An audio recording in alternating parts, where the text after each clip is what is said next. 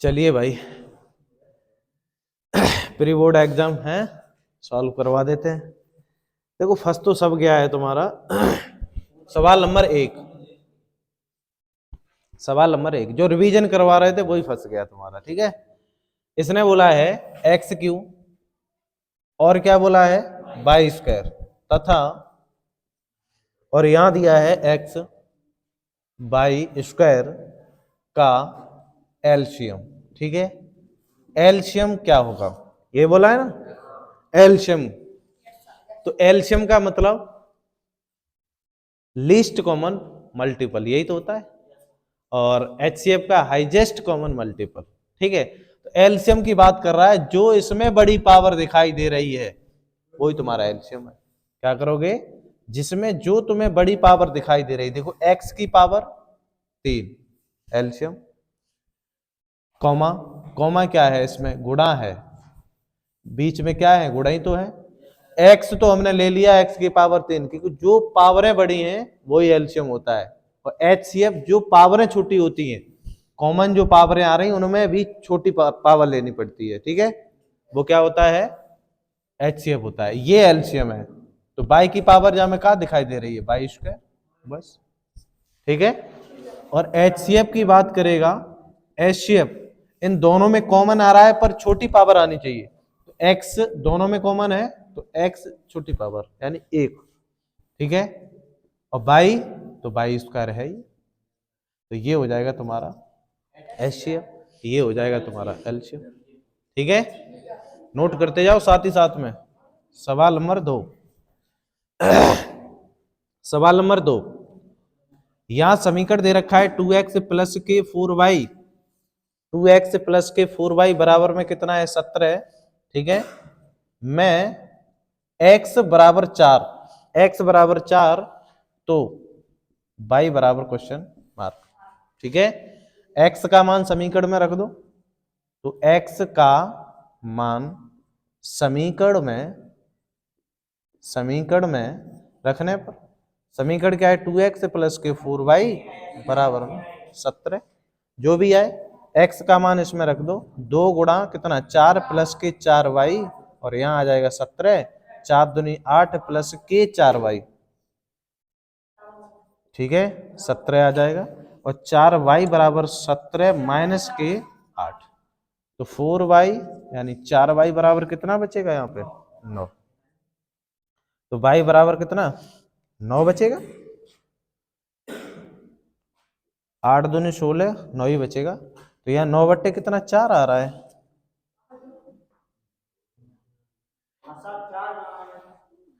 तो 3 है। हाँ तो ये कहो यहाँ 3 है, कोई बात नहीं, यहाँ 3 कर लो, तो यहाँ आ जाएगा 3। ठीक है, तो यहाँ आ जाएगा 3, क्या आ जाएगा यहाँ पे 3, अब सही है, तो यहाँ आ जाएगा 3, 3 से ये कट जाएगा 3 बार, तो बाई का मान कितना आ जाएगा 3। ऐसे ही किए, चलो कोई बात नहीं। चलो इधर देखो सवाल नंबर 3, सवाल नंबर 3 में क्या है बहुपद दे रखा है, 3x की पावर कितनी है 3 minus 5x square minus 11x minus के 3 के शून्यकों का गुणनफल ज्ञात करें। अब ये त्रिपदी है कि शून्यकों का गुणनफल। ठीक है, गुणनफल ज्ञात करें, बताओ भाई गुणनफल के शून्यकों का गुणनफल, तो अब लिख लो योगफल क्या होता है alpha plus beta plus gamma बराबर क्या होता है बी अपॉन ए या माइनस के बी अपॉन ए, माइनस के बी अपॉन ए। ठीक है, alpha into beta into gamma क्या होता है डी अपॉन ए, सी अपॉन ए होगा या डी अपॉन ए होगा, सी अपॉन ए, और एक होता है alpha beta plus beta gamma और प्लस गामा अल्फा, ये भी तो होता है, ये होता है माइनस के डी अपॉन ए। समझ गए, ये देखो दो शून्यकों का गुणनफल, दो शून्यकों का गुणनफल का योगफल है ये। ठीक है, दो शून्यकों का गुणनफल का योगफल हो रहा है, और ये गुणनफल है और ये योगफल है। तो क्या पूछा है इसमें, क्या पूछा है भाई, गुणनफल, तो यही तो पूछा है। तो सबसे पहले तुलना करनी चाहिए इसकी, किससे तुलना करोगे, तुलना कर लेते हैं, a x cube plus b x square plus c x plus d बराबर 0 से क्या करोगे, तुलना करोगे, ये पहले करवा दिए हमने, तुलना करोगे तब मूलों का ए बराबर 3, बी बराबर -5 और सी बराबर -11 और डी बराबर -3, ए बी सी, यही तो निकालना है मूलों का गुणनफल। तो सी अपॉन ए, तो सी का मान कितना है -11, ए का मान कितना है 3, यही आंसर हो जाएगा। ठीक है, ये सूत्र लिख दिए तीनों। ठीक है, अल्लाह नोट करो।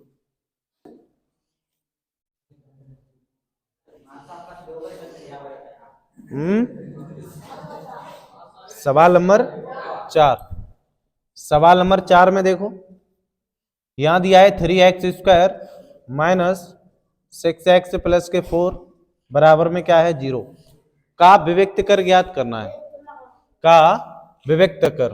तो विविक्त कर का सूत्र क्या होता है, d बराबर b² माइनस के 4ac, यही होता है। तो सबसे पहले तुलना करोगे, तो ax² plus bx plus c और बराबर 0 से क्या करोगे, तुलना।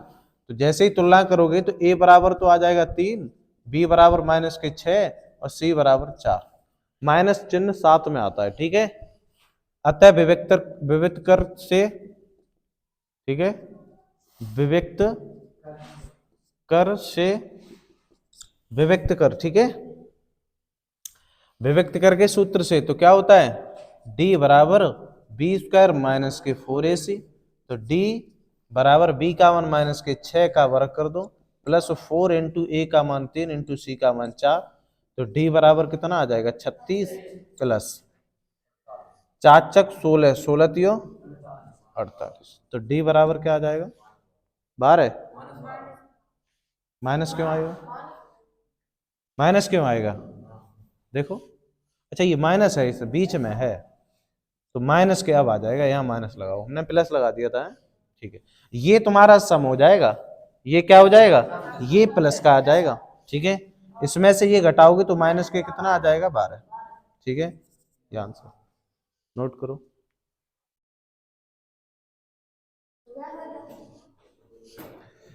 अब देखो सवाल नंबर 5, सवाल नंबर 5 में क्या है, 8 माइनस की ऑफ एक्स माइनस 2x² बराबर 0 के दोनों मूल परिणाम में समान है, क्या है, समान है, परंतु चिन्ह में विपरीत हैं, तो k का मान ज्ञात कीजिए। तो k का मान ही तो पूछा है उसने, k बराबर क्वेश्चन मार्क। तो क्या करोगे, k का मान जब मूल समान है या बराबर है, चिन्ह विपरीत है, कोई दिक्कत नहीं, उसने समान की बात की है, तो d बराबर क्या मानेंगे 0, क्या मानेंगे 0। सबसे पहले तुलना कर लो, तुलना करने के लिए इसे सही तरीके से लिख लो। ठीक है, प्लस के 8 बराबर में 0। अब तुलना करो, ax² plus bx plus c बराबर 0 से क्या करोगे, तुलना करोगे, कंपेयरिंग करोगे। a बराबर क्या आ जाएगा -2 और b बराबर -k आएगा और c बराबर क्या आ जाएगा 8। ठीक है, तो मूल समान है, मूल समान या बराबर है, तो d बराबर 0। ठीक है, और कौन से सूत्र से, d बराबर b² माइनस के 4ac, इसकी जगह क्या लगाओगे 0, क्योंकि मूल समान है। b का मान कितना है -k, तो k का स्क्वायर आ जाएगा, -4 इंटू a का मान -2, c का मान 8, यही है। तो यहाँ 0 बराबर ये हो जाएगा k² और माइनस माइनस प्लस, और यहाँ कितना 8 का 8 में तो 64 हो जाएगा, कितना हो जाएगा 4 दूनी 8, 8 का 8 में करोगे 64, इसे इधर लेके आओगे तो -64 बराबर में क्या आ जाएगा k², ये इधर आएगा तो k बराबर √64 माइनस बाहर। ठीक है, क्योंकि ये माइनस का है ना, और ये निकल के आएगा तुम्हारा -k क्या निकल के आएगा, -8। क्या दिया है इसने, 8 दिया है। तो परिणाम में समान परंतु चिन्ह में विपरीत, ठीक है तो सही तो है। चिन्ह में विपरीत बोला है ना उसने, तो के का मान ज्ञात कीजिए, घुमा दिया उसने। चिन्ह में विपरीत, जो आंसर आएगा अगर यहाँ माइनस का आया है तो चिन्ह में विपरीत होगा तो प्लस का ही तो होगा। तो बस चिन्ह में विपरीत तो प्लस का 8, चिन्ह में विपरीत है तो प्लस का 8। तो सवाल नंबर 6 में क्या है, किसी समांतर श्रेणी का दूसरा पद 13 है, दूसरा पद 13 है, तो A2 बराबर कितना है, 13 है, ठीक है। दूसरा पद, इधर देखो, दूसरा पद का मतलब n बराबर 2 और 2 की जगह 13 लिखा होगा, कहने का मतलब इसका ये है दूसरा पद 13 है तथा पांचवा पद 25 है, तथा पांचवा पद कितना है, पांचवा पद 25 है। श्रेणी में 5 पद हैं और पांचवें पद की जगह 25 लिखा है, तो सातवां पद A7वां पद निकालना पड़ेगा, ठीक है, सातवां पद। तो क्या ए और डी की तो जरूरत है, यहां n बराबर 2 दिया है, l बराबर 13 है, n बराबर 5 है, l बराबर 25, यही है। तो लगा दो सूत्र, लास्ट पद बराबर a प्लस n माइनस के 1 इंटू डी। और यहां लिखना चाहो तो एक बात और लिख देते, क्या माना, प्रथम पद a, प्रथम पद क्या है a, ठीक है, तथा सारवंतर डी, ये क्योंकि पता थोड़ी नहीं है, ये माननी तो पड़ेंगे। तो यहां लास्ट पद कितना है तुम्हारा 13, a प्लस n माइनस 1, तो 2 माइनस के 1 इंटू डी, तो यहां आ जाएगा 13, क्या आ जाएगा 13, और यहां से कितना a प्लस डी, समीकरण नंबर 1, ठीक है। ऐसे यहां पे लास्ट पद बराबर a प्लस n माइनस के 1 इंटू डी, तो लास्ट पद कितना है 25, a का मान पता है नहीं, निकालना पड़ेगा, n बराबर 5 है इंटू डी, तो यहां से आ जाएगा 25, ठीक है, यहां आ जाएगा a प्लस के 4d, समीकरण नंबर 2।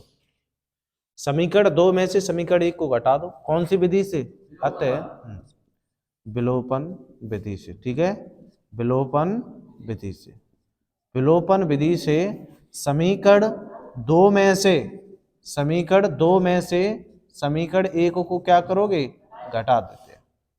तो समीकरण 2 दिया है a प्लस के 4d और बराबर में कितना 25, और ये दिया है a प्लस के ओनली d, कितना है d दिया है, और यहाँ है 13, घटाओगे माइनस माइनस, इससे ये कट जाएगा, यहाँ बचेगा 3d, और यहाँ से कितना बचेगा 12, 3 चौक, तो d बराबर कितना आ जाएगा 4, d का मान, ठीक है, तो d का मान समीकरण 2 में, चलो समीकरण 2 में रख लो, समीकरण 2 क्या है, a प्लस 4d बराबर में कितना है 25, तो a प्लस 4 गुणा 4, d का मान कितना है 25, तो a प्लस कितना 16 बराबर में 25, और a बराबर आ जाएगा 25 माइनस के 16, तो a बराबर कितना आ जाएगा 9, 9 ही तो आएगा, 9 आएगा, 9 ही आएगा, तो a बराबर आ जाएगा 9। तब प्रश्न के अनुसार, ठीक है, तब प्रश्नानुसार, तो प्रश्नानुसार सातवां पद पूछा है ना, तो यहां लिखो A7वां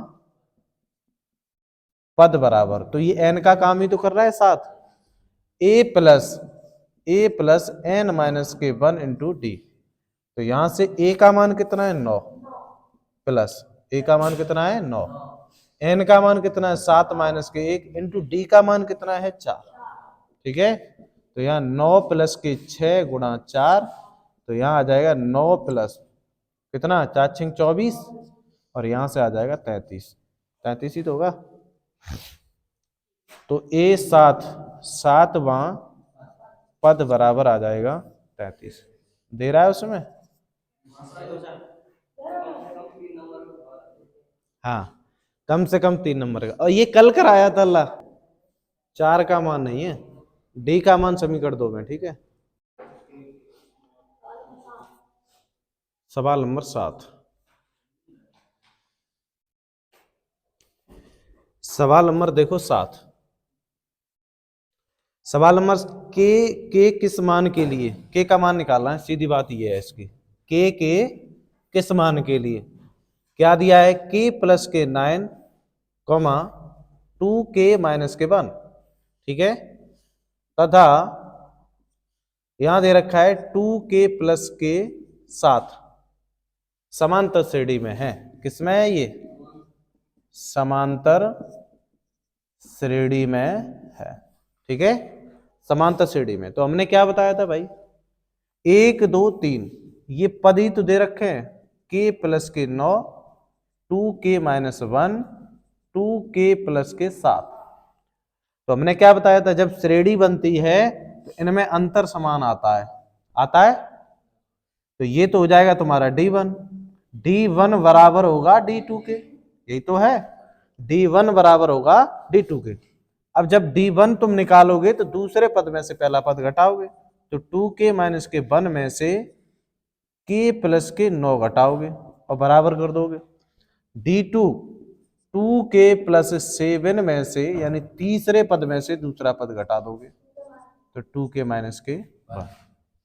अब यहां से 2k-1 माइनस का अंदर गुणा, तो माइनस प्लस माइनस, ऐसे 2k प्लस के 7 minus 2k minus minus plus के 1 घटा लो, यहां आ जाएगा k, इसे जोड़ोगे तो माइनस के 10। ये सवाल करवा दिया है, करवा दिया है ये सवाल हमने, इससे तो ये कट जाएगा, अभी करवाया है 2-4 दिन पहले ही।